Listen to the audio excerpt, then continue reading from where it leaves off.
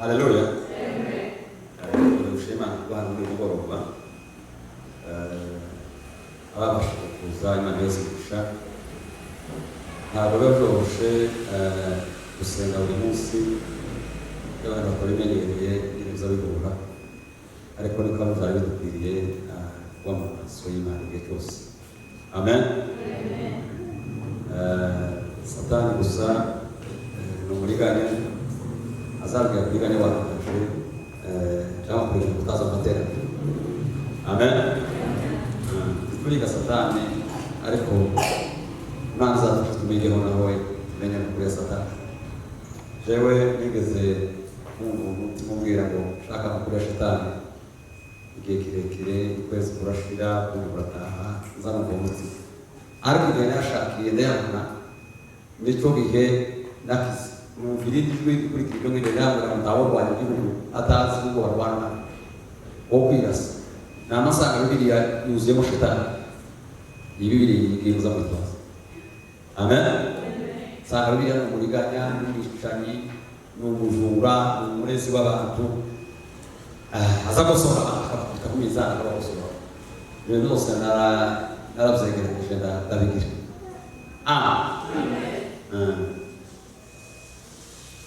Nibiza ku mutima sosa kwibaza. Haleluya. Rero nabezo shababa kuza twebwe ijambo ry'Imana ribeduye umunsi nababwiye ko akazi kanje zanigisha ntitushoboye. Amen. Ni mbere wacu zanamufatirwa shaka amanandika andika umuka yampereza ifasha inyigisho y'uwo munsi tugataha. Amen. Uko namenye kuko mu materaniro nta kindi no kwiga. Amen. No kwiga kubera kutiga niyo mpamvu tutataha. Kugeza ubu nyine abantu benshi batabazi. Turashimira abayobozi n'abeza bishobora twiyegereje ramaze igihe bakwiyegereza binashize ko ndamara kwiga nk'ahantu maze kwa musanga. Amen. Kwegereza kwanyu Imana yose umugisha. Gusa rero sinzi uko mboze zanangamo mu musanga ahantu hose geze muzobaze ni bugana muhamagare ne baramuzi sinza kumushitsi zama namenye kuko ndumushitsi gusa mwisi ariko muzo y'Imana ndumusa namabohoka bitudogezana. Amen. No sinatekereza ngo warangaya ngo iyo sigara yireze imbago y'isi nanyuzwe nayo. Bwana sibiwe. Tugiye kwiga ijambo ry'Imana ry'uyu mugoroba ijanye n'umutima. Amen. Tukavuga ijuru n'umutima bukeya niturangiza tuze kuza gusoza. Bwana sibiwe. Reka twifashishe neza zanditswe turebe hano muri Bibiliya bazifite baraza gusoma. Usome mu gitabo cyo gutera kwa kabiri ibice 6 n'umurongo wa 5. Muri Bibiliya y'Ikinyarwanda dusomera aho hangabo ariho dusoma 6:5 gutera kwa kabiri. Baravuze ngo ukundisha Uwiteka Imana yawe umutima wawe wose n'ubugingo bwawe bwose n'imbaraga zawe zose. Subira mwana badafite tamuzabiki. Baravuze ngo 6:5 ukundisha Uwiteka Imana yawe umutima wawe wose. Ukundishe Uwiteka Imana yawe umutima wawe wose n'ubwenge bwawe bwose n'ubugingo bwawe bwose n'imbaraga zawe zose. Amen. Muri Yeremiya 12:9 kugeza ku 10 naho havuga amagambo aravuga ngo umutima w'umuntu urusha ibintu byose gushukana kandi ufite indwara wizara gukira. Mbere basome haba amakuru maremare kugira ngo tuze kwihuta ariko igendewe cyane asubira gusomera muri Zaburi 103 n'umurongo wa 2 n'uwa 3. Somera muri Zaburi 103 n'umurongo wa 2 n'uwa 3. Mutima wanjye himbaza Uwiteka ntiwibagirwe ibyiza tiwibagirwe ibyiza yagukoreye byose. niwe ubabarira ibyo wakiraniwe byose, Niwe ubabarira izo wakiraniwe byose, agakiza indwara zawe zose. agakiza indwara zawe zose. Amen. Uwo ni umutima Dawudi yavuze. Zo kurangiza gusoma rusha dusoma handi hamwe gusoma rusha bukeya kugira ngo tuze kuza kubivuga kandi gatoya. Amen. Kugira ngo muze kudusomera Filipi 2:2. Kugira basoma Filipi 2:2 agaze kuri gatatu. Gusohoresha umunezero wanje uhuriza imitima mu rukundo, mwibwira kumwe muhuje imitima. Ntimukagire icyo mukorera kwireba ibice cyangwa kwifata uko mutari, ahubwo mwicishe bugufi mu mutima, umuntu wese yibwire ko mugenzi we amuruta. Amen. Haleluya. Bibiliya yuzuye n'amagambo ajyanye n'umutima henshi cyane. Wuzuye ijambo rivuga hejuru y'umutima. Aho basomye hambere yavuze ngo kurusha Uwiteka umutima wawe wose, n'imbaraga zawe zose, n'ubwenge bwawe bwose, n'ubugingo bwawe bwose. Haleluya. Bibiliya ikangurira abantu kandi umutima, iyo tuvuze umutima hari abaza mu uyu nguyu, abaza barwara za kanseri, n'abandi baza barwaraho ibindi bintu. Ntabwo ari umutima tugiye kuvuga. Amen. Ntabwo ari umutima tugiye kuganiraho. Umutima tugiye kuvuga ni biriya bitekerezo Yesu yari afite by'ejo, ibitekerezo bivuguruye, ibitekerezo zubaha Imana, ibitekerezo bitinya Imana, ibitekerezo bizima. Nibo mutima. Amen. Iyo Bibiliya ivuze umutima, ntibivuze umutima w'inyama, ibivuze umutima ari wo Mwuka Wera w'Imana. Hano nizi bavuga umutima ari muri Kristo Yesu, kuko ngo yabanje ku Imana, ngo yakunda kuza ku Imana ngo yigira umuntu kugira ngo dusingire twese. Ntawe umutima arafite uriya mutima w'urukundo n'ibiriya bitekerezo by'urukundo, ariko abisohoresha umubiri wiwe cyangwa se umubiri w'umuntu. Bwana asifiwe. Bibiliya iravuze ngo ukundishe rero Uwiteka Imana yawe ibitekerezo byawe iriya bivuguruye. Kubera ko Bibiliya ivuga hejuru y'umutima, kandi umutima atari wo munini cyane. Umutima w'umuntu niwe uyu nguyu ureba wese urwaye, niwe uzuyungurura amaraso yose mu mubiri. Tuba turya warangiza umutima ukagenda ukayungurura amaraso akaja mu ngingo zose zigize umuntu. Hano ni ukuvuga ngo umutima nicyo bageze aho bavuga ngo yarwaye umutima. Ni igihe imitsi imwe y'umubiri cyangwa se igize umutima yazibye, noneho umuntu amaraso aza akimirana, umuntu agahwera cyangwa se umuntu akaba nabi. Haleluya.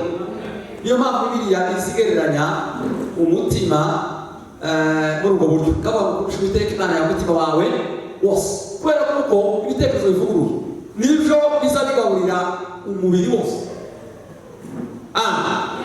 Bavuze gushize ukuntu imitwe yacu cyangwa se ibitekerezo byacu iri hejuru, arimo haba iyo santere y'ibintu byose.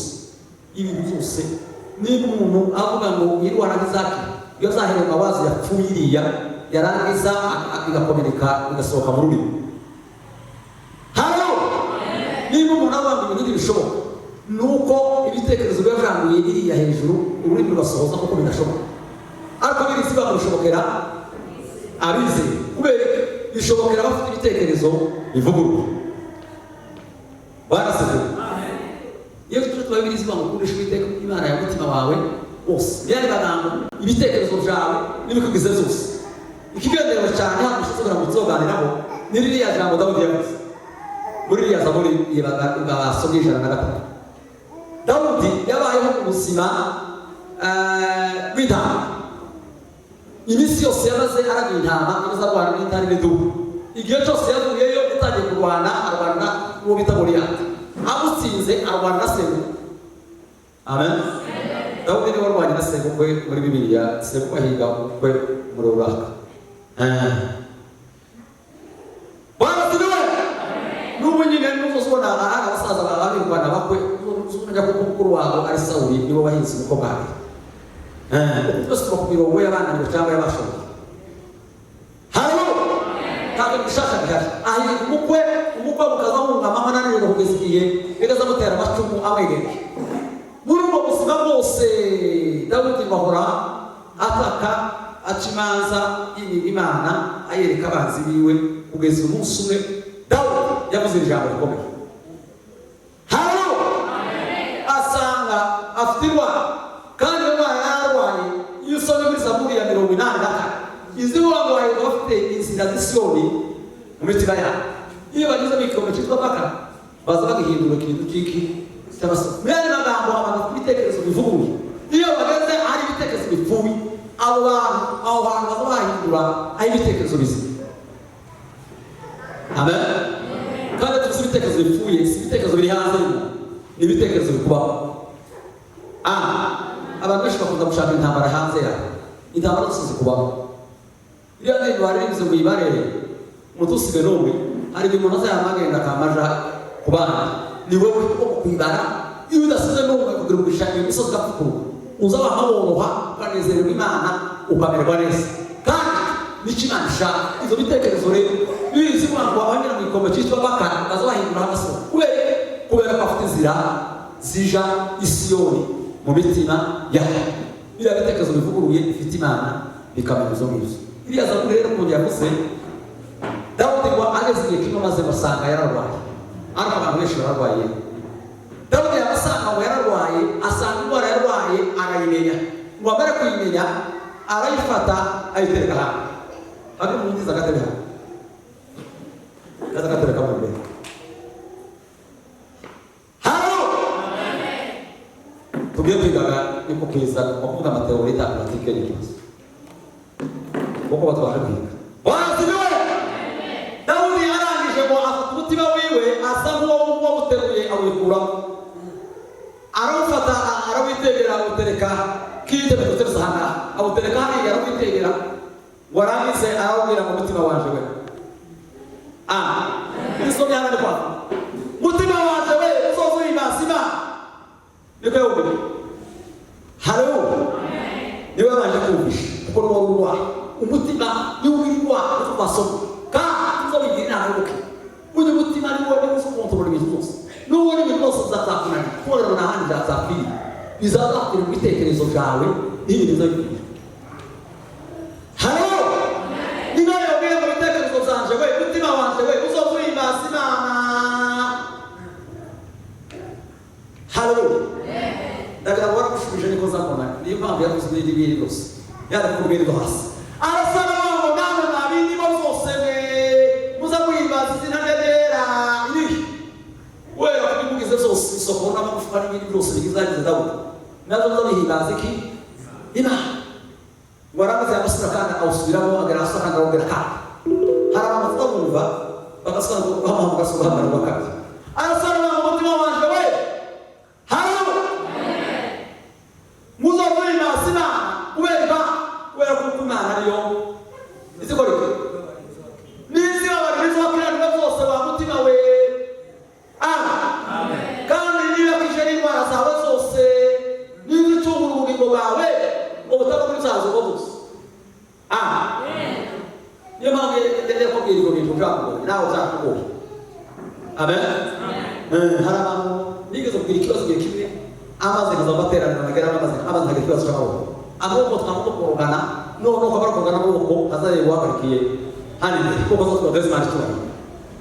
Hano baba mu bazi Imana cyubahiro hari mbere bana amaboko yanje aho kugira ngo ndebe ko wagize ikibazo kamade mu modarikiza tesuriya wacu hari kuzamura amaboko iyo ntambara narwanya nayo imyaka myinshi twarakoroganye n'amaboko amaguru kana gusenga n'umutima nkana ku bisozi kazamubwire ariko ko twarakoroganye tutabana.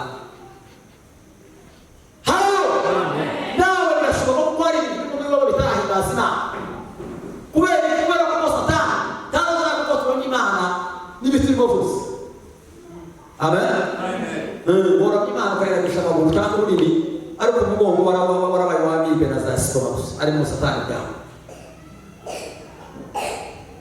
bivuga mu turafata amen nana byese bazo hiduri gutose cyose gira gute gifata araba ndiri bazari bahakurya zagira mu none sinzi niba bazayumva bazayimba aha hakurya mu Rwanda bazari ngo mudamu mu mutwe mudamu mu mugongo mudamu mu bantu akaba mudamu mu bara sinzi niba bazamwumva niba ari kanwa gusa ufa kuririmba gusa sinzi niba twumva Imana neza tukayumva mu mutwe tukayumva mu mugongo tukayumva hano sinzi cyose gafa aba bese baravuga gusa barasa harangwa hataruhanga ngo bara muri inzara n'inze ngo haragaca tuba iyo ma iteka yose umuza cyangwa kwana na buriya ntazi tubiri intambara zacu twenyine muri twebwe kugira ngo ibitekerezo byawe n'amagufa yawe n'isokoro yawe n'ibikuri byose bibasina nizo ndabona ukabwira akazabibwira mu mabiri nibo byose ntacyo ari yasize muzoza kwibasa Imana kubera ko Imana ariyo izi bakiza indwara zanyu zose abandi indwara zimwe zitazikira mwari mubizi hari indwara zidufata gutya umuntu akabasha mu bworo bwe atararangiza kaza kumusura gusa ngo ategereje mu muko burashe ariko izaburi zirwa mu natwe zibara zacu zizi zose hano ariko arahantu zimwe zabaye nkamwe bazanga bigaza bakwamara inka bazabasiga ngo zitaza zikorwa mu cyangwa zibabona mu hakaba indwara zimwe zananira ariko ko bantu zirashoboka kandi nizaba gushobokera abize nubwo iyo zimwe zashobotse izindi zananira ziriya zananira zizokwica roza muhana barinze ngo mumigiroga mwenyewe arasa kana kuri ijambo ry'inyuma nibyo zari kwitangaza aravuga ngo baza gusubiza mu imbaraga ngo basura kana gusubiza mu imbaraga ngo zimeze nk'iziki nk'izikisu amen ikisu ni inyoni imeze nk'izindi nyoni uko twese turabana hano ni inyoni isa n'izindi nyoni igira amababa n'amashara iziguruka ariko ahantu zigurukira ntaziri nizo zihari ikindi iziguruka yerekeje ahantu uhaturuka umuyaga iyo nyoni ahandi izigurukira mu kirere izi nyoni zazihera ikindi izikora iyo nyoni yitwa ikisu hano mu iziguruka yerekeje izuba ntiziguruka n'ibizuba riturusiye n'izabayeho kandi ikabuka iyo arireba umuntu wese yareze mu zuba zamagira ibikezi akazamana nk'umwijima ariko isi rwana n'izuba igasohoka ikarwana n'umuyaga izindi nyoni zose zaziguruka zijanye n'umuyaga iyo ngiyo n'umuyaga urengutse gutya niyo direkisiyo yazo ariko iyo izirwana n'umuyaga baravuga ikindi izireba iyo kibere hejuru izirangiza ku isi nk'aho ari hamwe baravuga kandi ikindi kintu zikora mu ziki kintu haba na kimwe urasaza cyafire ku musozi iyo n'izindi zo yishe iyo nibigiye gushaka guhinga isiza yongera ikica ikintu ikabona kwiga haleluya iyo nyurika igihe zindi z'umwihariko niyo mpamvu bibiliya yavuze ngo asubiza ko imbaraga zimeze nk'iziki nta bibiri zifatanira gusa ibintu bidashoboka nuko iyo nyoni nayo itangaje mu izigende kuva ku byari bibiri ngo yarangiza kuva ku cyari kirimo amahwa kuko irimo n'ibintu birimo ibibatora cyangwa ibindi bintu by'amashara yazo cyari gusa ahagaragara gusa izindi shira mu bishanga ahantu hari igiti kirekire cyane kugira ngo kotorore kimwe cyose atagira ikintu kizocyagomba kubaha abana bawe bamaze gukura zibajana ikabajana iyo ngiyo ikazibatibura ikabaramira bagabika hasi igasubira kandi igihe bari muri cyaca umunsi mikabiriza mu bintu byiza undi munsi ikabiriza ibishubi kandi ikabukubita bamara kutwigira neza mugeze kure igasubira kandi ikamusubiza kandi mu cyari kimeze neza ikindi kigize ko iyo ngiyo ngo izigenda barasigaye iyo wari yagabiriza muri ngo izigenda ikagenda ikajana mu ibuye kutari nk'ibonye ndabwira imbaraga zarashira kwiga kubita amababa yose agashira igakubita imirimo mu wayo ukarangira ikubita inzara zose zigashira mukicara kuri iryo buye kugeza igihe zose ugarukana imbaraga ngo bikayiheza imbaraga zo gusaba kugurwa kandi niwe yavuze basubizamo imbaraga ashira zimeze nk'iziki kizagenda kiyibura ariko cyakubisumurwa washize n'amababa yashize n'inzara zashize kesa kiyibura kagira umunwa musha n'inzara asha n'amababa asha kabona kugurwa icyo guhera cyawe tuzaba dufite kubera ko dufite imbaraga z'ubusore. Haleluya. Izo bivuze iki? Umukristo nta mukristo wumva ibibazo. Abakristo baza barwana n'ibibazo, baza barwana n'ibihe. Amen. Nta mukristo ujana n'ibihe, aho abakristo baza banyura mu bihe. Amen. Niba baza kurwana n'umuyaga. Ikindi kibazo, nta mukristo iyo agenda arwana n'ibibazo, niba nasaza agenda yera akarema amashinge yanyaga maririmbye mu ibare tusigaye n'ubu nabaza babari ishimana yakoze kuko bari barwanye n'ibihe. Nta mukristo uzubona hano abakristo baza barangiza kure. Haleluya. Iwacu ni mu ijuru niyo dutegereje gukiza abazaha, kandi sino niyo mwiye mu bihe abagura amasabaza babo. Banasanewe nta muntu n'umwe uzohembera imirimo y'undi. Niyo mpamvu kizacisha icyo cishe narababwiye gushize mu ntabwo uzahembera imirimo ya Eliya iya Enoki n'abandi n'abandi. Uzohembera gusa uhabize gute twakoze kizapfa gusa gutora gusiga. Banasanewe ikindi nababwiye ntabwo kiriya kisu kiza twenda ngo ifata abana bacu kibagire gusa kiza kibamenyereza ibibazo kasa kibamenyereza ibyiza kandi kiza kigira umutekano utabaho ahantu kiza kirinda ahantu abakristo ugomba kugira umutekano wa bose mukeya kuko aho hantu hose hari satani. Baravuga hano baterana satani n'abana hano musaba kandi ashobora kubariganya umuntu narabye Imana nizigira gute. Imana nizigaragaje satani ariko Imana ndisturika muriganya ni satani ndiye mujyana kwa zamani zote. Banasifiwe. Iyo nikana za kurangiza ikirizi kora wisigenda ikifura basha bisura ngo umukristo afite imbaraga nkeya zijanye n'usanzwe n'Imana ibitekerezo bivuguruye uriya mutima muri Kristo Yesu azagenda akanda masengesho cyangwa se akagenda ahantu yiyerereye ahantu atari ahantu akikura bashara akigana agasaba suzo imbaraga. Haleluya. Tugomba kugira umutima wari muri Kristo Yesu. Imana hejuru kugira imbaraga z'umutima bari kuririmba iyo ndirimbo bararirimbiye bakaririmba ngo abami bahinduke abantu benshi bazibagirwa ifatiro zibise ariko ibihe bigatumare imbaraga z'umutima. Hari abantu bazi ngo kuriya pasiteri hano yaravuze hano bazi ngo gutambira Imana nuko basaza abana nuko bakeshejwe abandi nuko basoma nuko umuntu wese watahuye wowe maze gufata muri Dawudi yavuze ibindi bo byose bizabihimba izina rye ryande tegere. Hano buriya ikintu gikomeye mu buzima ni ukumenya kuko tugomba kugira ibitekerezo bivuguruye kandi ibitekerezo bivuguruye nizo icyo Bibiliya yita umutima wari muri Kristo Yesu. Ni umutima wubaha Imana, ni umutima ukunda kwiga, ni umutima ukunda guca bugufi, ni umutima utegereje ko wese azaza. Amen. Yesu umutima hano atandatu wera mbere ikibazo abantu bagize mutego tukabutandatu ushemo dutanu hano turangiza ariko ibihe bikakumare imbaraga z'umutima ariko ibihe bikakumare imbaraga z'umutima ariko ibihe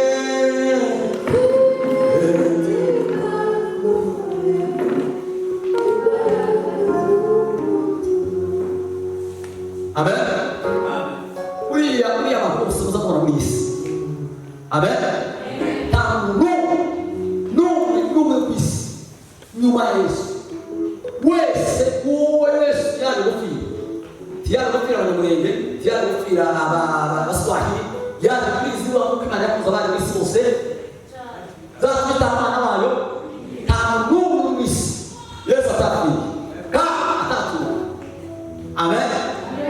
Ijambo gutsindishirizwa waratsindishirijwe ntabwo utatsindishijwe waratsindishijwe kandi gutsindishirizwa ni umuntu utagize ikintu yakoze ku mwanya ugute ubwo watsindishirizwa ni ikintu bakorewe utaramenya watsindishirizwa gihe twari turi mu bwami bwa Satani niyo bari mutuye Bwana asifiwe abwami bwa Satani hariho bitaza mu Eva afite ibitekerezo zumvira Satani mbere y'uko nabo bantu bari bafite ibitekerezo byinshi amen Satani araza yabuza umuntu kugira ibitekerezo ari umutima utari muri Kristo Yesu ari umutima utazawubaha Imana Yesu araza aradupfira amaze kudupfira dusinishirije tuva muri iyi ngoma iyi ya Satani tuzana mu ngoma y'Imana aha ngaha byanga abagore n'abagabo ibihumbi n'ibihumbi bisa amen aha niyo rero muza mwumva aho ugomba kuvuga ngo barakose urupfu cyangwa se imbugita yari bahugiye wahagije n'ubuga turimuka tuzaha aya mami yombi nama ugeze ubugi ubwami bwa Satani burahari n'ubwami bw'Imana burahari aba ngaba batuye aha ni ahantu bisaba kugira ngo ntibamenye aha niho Pawulo yakoze igihe kimwe amen niho yageze mu Rwanda kugira ngo gukora ibizibika aha ngaha ni ahandi ba Petero Yesu yamubwira ngo yabe maso we yari mu mubiri urananiwe ku mutima wa ruhu ni aha ngaha ibibazo wabo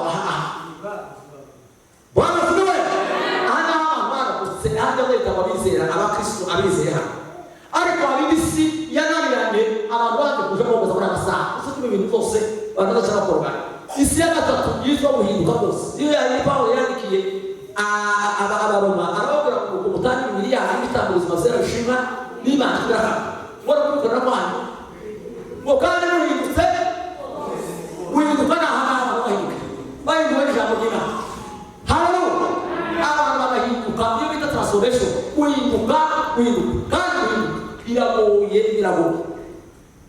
amen bahindutse bose bagize imitima misha n'ibyo Imana ishaka ubuhinduka iyo twahindutse nicyo gihinduka biza bigenda neza twaba mu guhinduka tukibukira mu isi yitwa kwezwa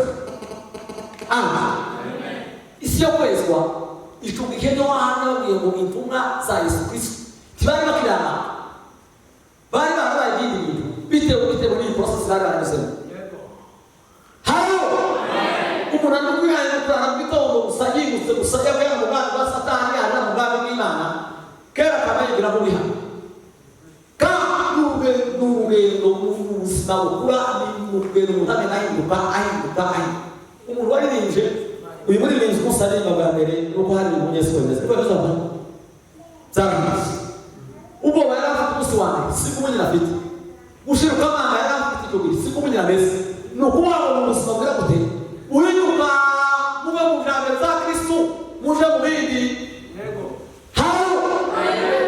impamvu yo kwanga ko abantu bahinduka muri iyi si yo kudahinduka niyo muri iyo si abantu bagatangiye kujamo urababwira ngo biragutya ibingibi sizo ibingibi nibyo akazamasaza imigeri gusaba akabashaka gusaba kubeha abantu bose bakabana abakeneye kubaha izi ntabwo bose gukora amateraniro ni abantu baheze bababwira ngo bahinduke pe byorohewe nimwezi hanacyubahiro pe nimuze gusenga pe barasigiwe kubera ko bashaka kugura gute uhinduka kandi kudahinduka bituma dutezwa bituma tudahinduka abere bariya bagira ngo bose mu bazo gusendereza bakimihana bamwe muranganya amahirwe kibihana abamiganwa babateka mu mavuta babona irego ribihana ndetse n'ubutabwa bwabo bari kubasatira umukiza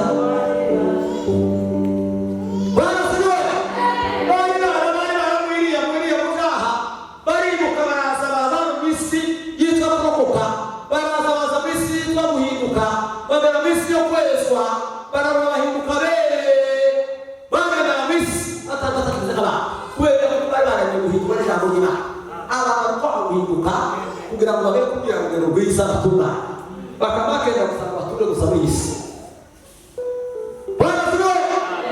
Dawudi rero ageze hano niwe yari yazamuye Dawidi niwe arakabwira ibintu byose muza bihinduka yari afite icyo yari atarafatwa ariko mu byumba yari bijyanye mu baderiyana n'abaguriye muri ahantu atageza yumva Imana arana hayana kuzaruhana ari korera metamorphose ari ahantu muri muri mose bizabihindura izina rye je halo amen na Adamu yari yicaye Adamu yari yamaze kwizera yaramuhiriye iriya mujaha araza yicara hano ahatuma igihe kirekire mu cy'umunsi masanga yarwaye indwara yo kudahinduka yari yicaye nahabaye umunsi uzapfiye kwemera guhinduka hose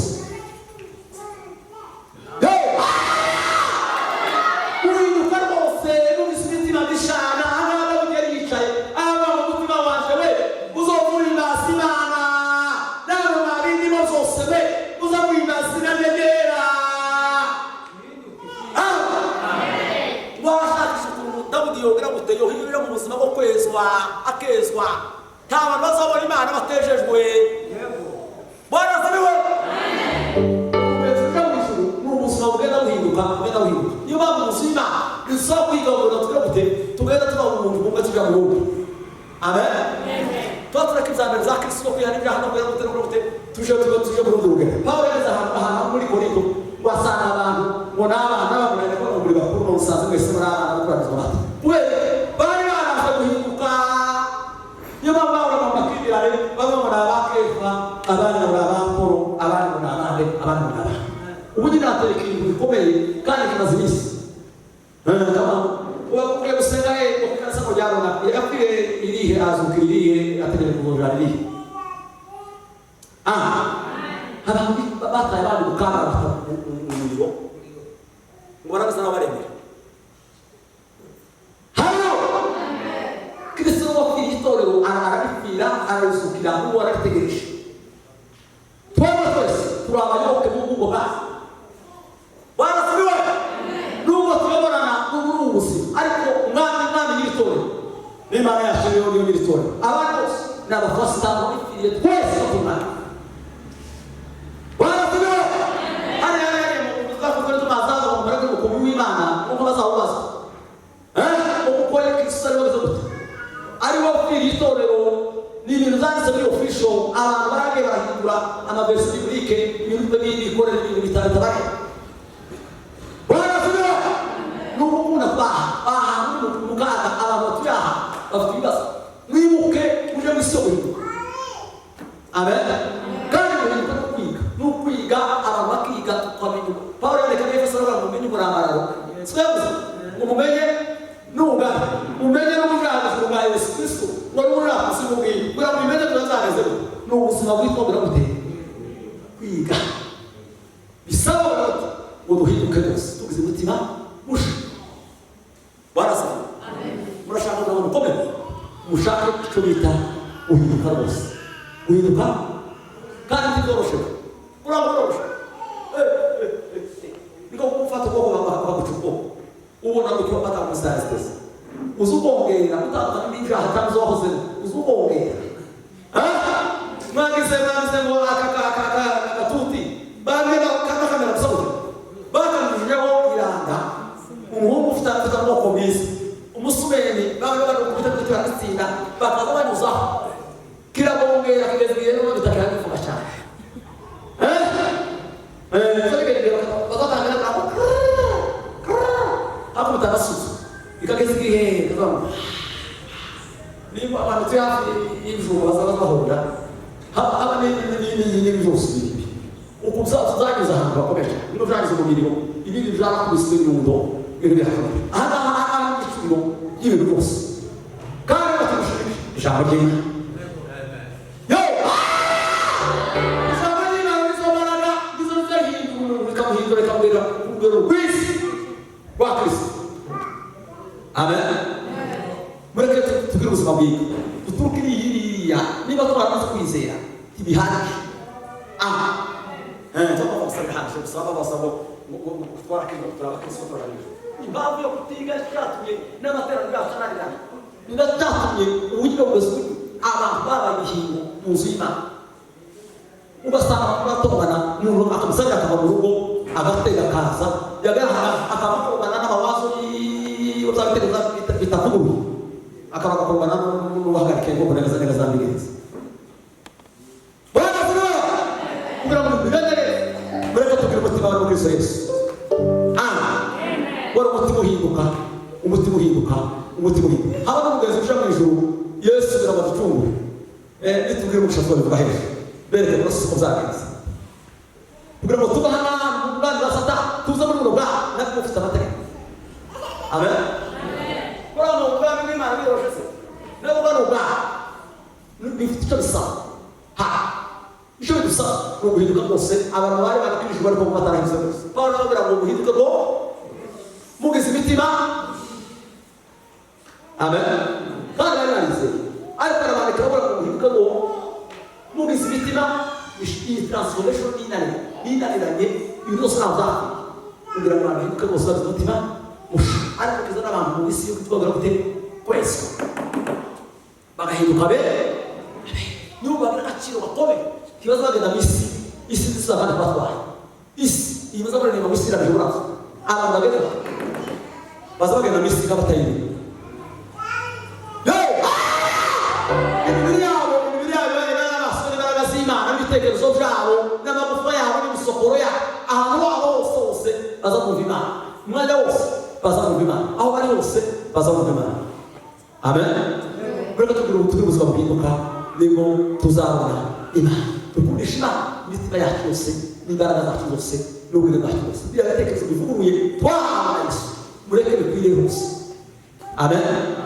Ufata ahamaze kuhagirwa utere ikindi gihugu natwe tutarafata muri wowe. Amen. Hari indirimbo imwe turirimba Imana dusenge. Imana ndondore izo nkora zose werekane ko biri kose twiva ndondorera uyu mutima niwe ushobora kugaragaza zirimo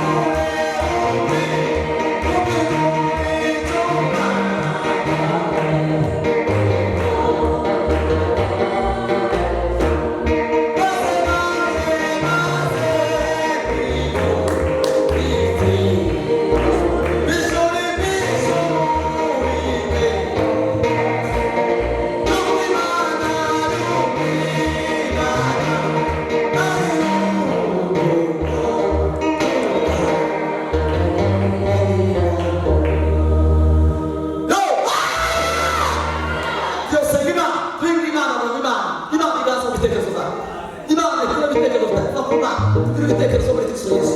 Ariko umutima ibiri dusaba, umutima muri Kristo Yesu, umutima wo kubaha Imana, umutima wo guca bugufi, umutima wo kuramya no guhimbaza Imana, umutima wo kwishora mu Imana wese nta n'akamwe gasigaye katuhana.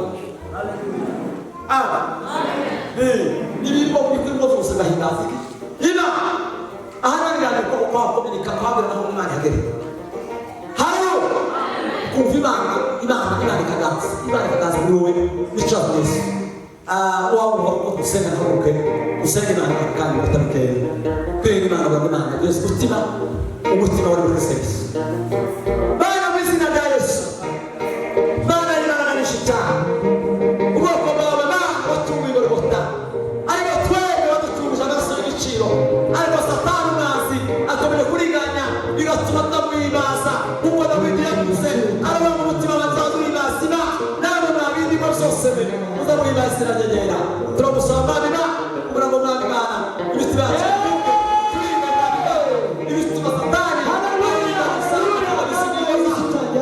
ibitekerezo akigabiza ibintu byose Mana iyo ibitekerezo by'Imana birebana bose n'Imana bateranye umugoroba baragaza usigaragare buri wese yibone mu bizaga Mwuka Wera Mwami Imana atereke data ziteke mu bifatwe ibisomo bifatwe ingingo zifatwe buri wese afatwe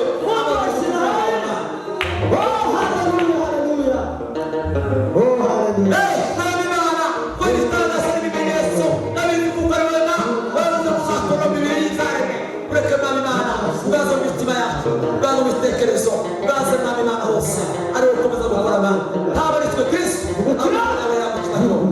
Ndagushima ko Imana yacu, ndagushima ko ukora ibitangaza n'ibimenyetso. Nshimye Mwami Imana ko wakoze ku bwawe. Turagushima ko ufite imbaraga n'ubushobozi. Natwe bigaragaza ubwire bose neza kumve reka ibijambo byawe wowe ukoresha Mana maze tukubita natwe imbere dushimira byose ari urukundo rutagira ingano. Reka Mwami Imana kuganza no gutereka tukavuga yose Mana byose bose tugeze imitima dushaka kuziza bikumva kandi bishimira imbere yawe n'ibizina byose tubisabye. Amen. Abashimesha